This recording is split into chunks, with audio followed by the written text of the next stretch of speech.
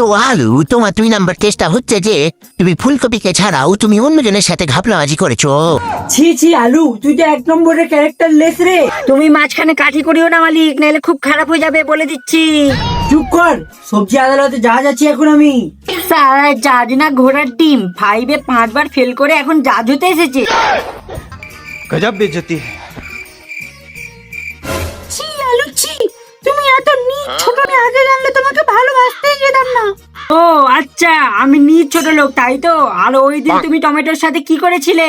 আরে ভাই, তুই খারাপ ভাবছিস কেন? আমরা তো শুধুই বেস্ট ফ্রেন্ড। হ্যাঁ হ্যাঁ, এখন তো বেস্ট ফ্রেন্ডরাই সব থেকে বেশি মজা নেয়। আরে ভাই, তাহলে তুই কার বেস্ট ফ্রেন্ড?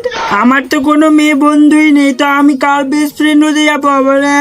হ্যাঁ ভাই, আমি তোর হাতগুলোর কষ্ট বুঝতে পারছি। কি এই মানে তুই পড়াশোনায় মনোযোগ দে।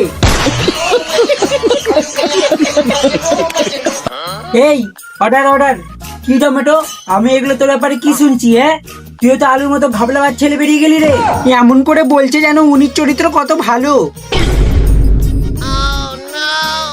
আরে শালা, এই টমেটো কত বাজে ছেলে রে। সে বলে না কি ফুলকপির বেস্ট ফ্রেন্ড। তাহলে এই শালা তো ভালো মজা নিয়েছে রে। হ্যাঁ লড়ালো শুন, আমি যেখান দিয়ে যাই না ওইখানে মেয়েদের লাইন লেগে যায়, জানিস তো? কেন ভাই, তুই ফুচকাও বিক্রি করিস নাকি?